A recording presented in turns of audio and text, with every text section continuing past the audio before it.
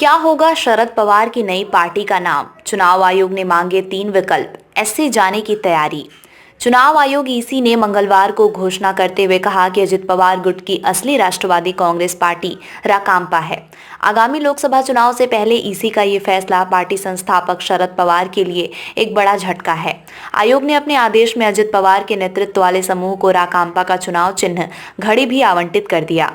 अब जब शरद पवार खेमा एक पार्टी नहीं रहा है, तो ऐसे में उन्हें नई पार्टी के गठन के लिए चुनाव आयोग को आज 3 नाम देने होंगे। ईसी ने शरद पवार से कहा है कि वो अपनी नई पार्टी का गठन करने के लिए कोई भी 3 नाम आयोग को दे सकते हैं। इसके लिए आयोग ने शरद पवार गुट को बुधवार शाम 4 बजे तक का समय दिया है। पवार खेमे को मिली विशेष छूट। आयोग ने आगामी राज्यसभा चुनाव के मद्देनजर विशेष छूट देते हुए शरद पवार के नेतृत्व वाले गुट को अपने राजनीतिक दल के लिए एक नाम का दावा करने और 3 प्राथमिकताएं प्रदान करने के लिए बुधवार शाम 4 बजे तक का समय दिया है। महाराष्ट्र की 6 राज्यसभा सीटों के लिए चुनाव होना है। राज्यसभा चुनाव के लिए अधिसूचना गुरुवार को जारी की जाएगी। चुनाव आयोग ने एक नाम भी अभी इसलिए मांगा है ताकि राज्यसभा चुनाव के दौरान चुनाव आचरण नियम 1961 के नियम 39A का पालन किया जा सके। नियम 33A के अनुसार राज्यसभा चुनाव में एक मतदाता जो एक राजनीतिक दल का सदस्य है, उसको राजनीतिक दल के अधिकृत एजेंट को ये वेरीफाई कराना होता है कि मतपत्र के अंदर मत डाले जाने से पहले किसे वोट दिया गया है। अगर मतदाता प्राधिकृत एजेंट को मतपत्र दिखाने से मना कर देता है तो उसका वोट रद्द हो जाएगा। अजित गुट के पास 81 एनसीपी विधायकों में से 51 का बहुमत। इससे पहले चुनाव आयोग ने 140 पेज के आदेशों में कहा है कि आयोग का मानना है कि अजित पवार के नेतृत्व वाला गुट राष्ट्रवादी कांग्रेस पार्टी राकांपा है और वो इसका नाम तथा चुनाव चिन्ह घड़ी का इस्तेमाल करने का हकदार है।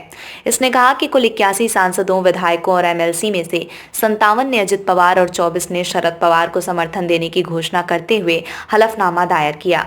6 ने दोनों गुटों के समर्थन में शपथ पत्र दाखिल किया। चुनाव आयोग ने कहा कि अगर इन 6 को शरद पवार के पक्ष में भी गिना जाए तो भी अजित गुट के पास 81 एनसीपी विधायकों में से 51 का बहुमत प्राप्त है। एनसीपी विवाद पिछले साल 30 जून से चुनाव आयोग के पास पेंडिंग था, लेकिन इस दौरान कोई चुनावी मुकाबला नहीं हुआ था, जिसके कारण गुटों को अलग अलग पार्टी के नाम और प्रतीक देने का कोई अंतरिम आदेश नहीं दिया गया था। अगले 48 घंटों में उच्चतम न्यायालय जा रहे हैं शरद पवार खेमा।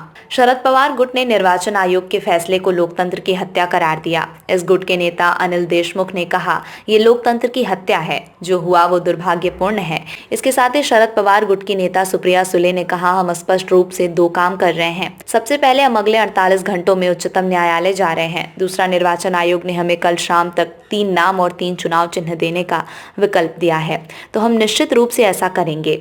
बता दें कि विरोधी समूह के सदस्यों के खिलाफ प्रतिद्वंदी एनसीपी समूहों द्वारा 10वीं अनुसूची के तहत अयोग्यता याचिकाएं भी दायर की गई थीं, लेकिन चुनाव आयोग ने माना कि उसके पास अयोग्यता याचिकाओं से पहले एनसीपी प्रतीक विवाद दायर किया गया था, इसलिए अयोग्यता याचिकाओं को लेकर फैसले का इंतजार नहीं करना चाहिए। गौरतलब है कि सुप्रीम कोर्ट ने हाल ही में एनसीपी की अयोग्यता याचिकाओं पर फैसला करने के लिए स्पीकर राहुल नार्वेकर की समय सीमा 31 जनवरी से बढ़ाकर 15 फरवरी तक कर दी है।